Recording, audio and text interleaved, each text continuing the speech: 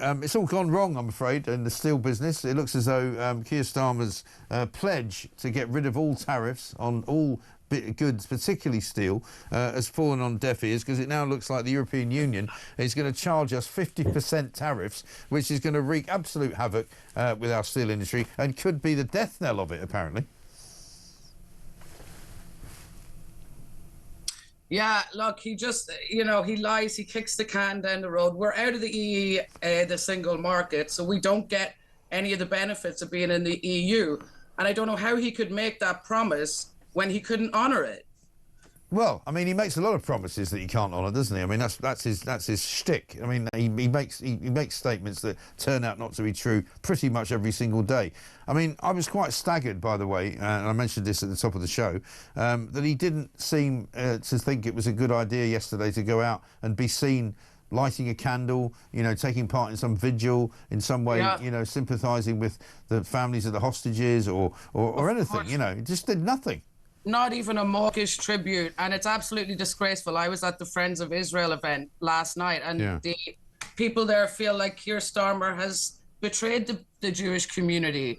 He has completely sold them down the river, and also, they felt like, not even a tribute, but also the fact that he's going to recognize the Palestinian state without any conditions, not even giving the hostages back. I mean, it's absolutely ridiculous. He's rewarding terrorism. And like you said earlier, some of the stories that I heard last night, girls, beautiful girls, been shot in the face, destroyed, absolutely destroyed, so that their mothers couldn't give them an open casket or see them again. I mean, these people, what happened on October 7th, it was just pure barbarianism. And for him to reward that is just a slap in the face for all the parents and all the people who have relatives who are still hostages or who were killed.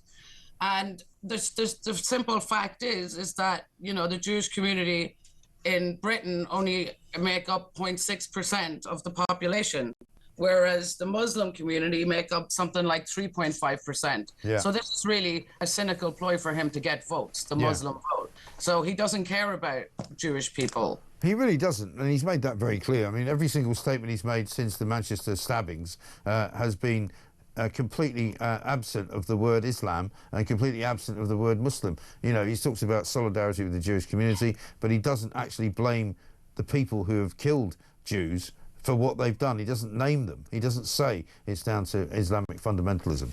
It's absolutely, it's horrifying to think. And there was talk last night about the BBC, being a propaganda machine for Palestine and Hamas, essentially. And it's absolutely disgraceful that Tim Davies is still in a job after he allowed Bob Villan to quote the death to the IDF on stage at Glastonbury. It seems that, these college students, these young girls who are supporting Palestine don't realize, had they been in Israel on October 7th, the jihadi guy is not going to stop and say, oh, which country are you from? Yeah. They just kill indiscriminately. Right. Well, let me give you a flavour of how crazy the world has become, right? This is a pro-Palestinian protester in New York City yesterday. You won't believe this. Is this the trans flag?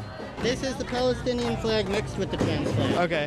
What do you say to those who say that trans people would be killed in Palestine? I mean, I don't know about that, but I know that I'm standing here today. At least 50% of the Gazan government needs to be trans women. Like Muhammad herself was, in fact, a trans lesbian. Muhammad was a woman? Yeah, Islam is a trans it's a trans religion. Muhammad herself was a proud trans lesbian. In Iran, the morality police and also in Gaza, they kill trans people. Like, do you think that that's not true? Or? I mean, I think they're secretly Jews if they do that. Because no Muslim would actually do that. Like, Islam is a gay religion. They asked Muslims in Gaza what you would do with trans people. They say we don't have that here. We kill those people. I mean, I don't know, but that's why we need to protest harder, that we need at least 50% of the Palestinian government to be trans women. I mean, it kind of leaves you a bit speechless, that, doesn't it? I think that guy needs to be sectioned. Yeah. But it's actually... It's like, what are you doing? What are you talking about? Well, at least he's an original thinker. That's one standpoint I haven't heard before. But this is the crazy ideology of these people. They're learning all this ideology in universities, and they're being funded by Qatar. Yeah, I mean, somebody must have told him that, right? Somebody must have told him that. The Muslim religion is a gay religion, that somehow Muhammad was a trans lesbian. I mean, seriously? I think actually if he said that in a Middle Eastern country, they would throw him off a roof. Yeah.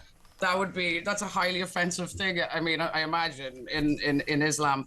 But, you know, the thing is that, you know, if you give these people their own country, it's just going to end up like Afghanistan.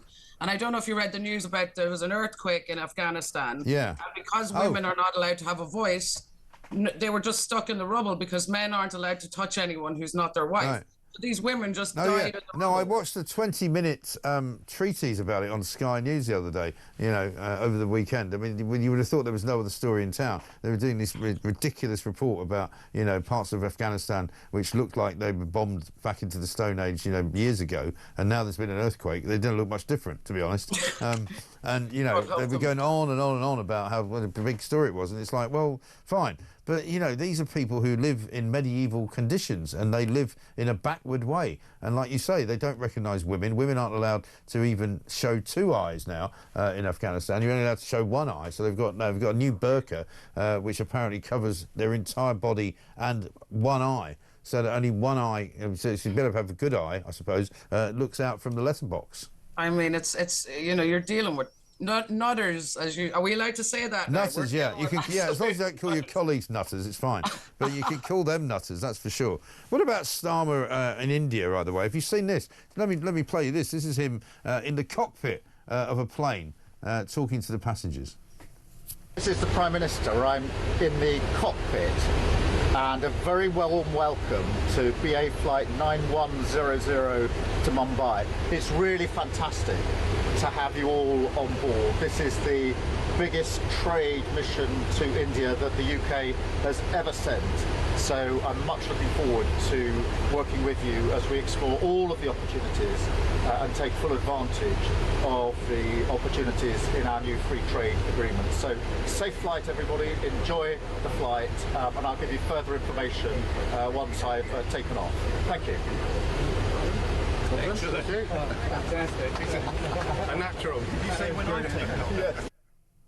I mean, that's about as pathetic a thing as I've ever seen. Oh, God, I think I'd be terrified if I got on a plane that Keir Starmer was flying. I mean, it's kind of embarrassing. It's really embarrassing. It looks as if he's looking down, reading it as well.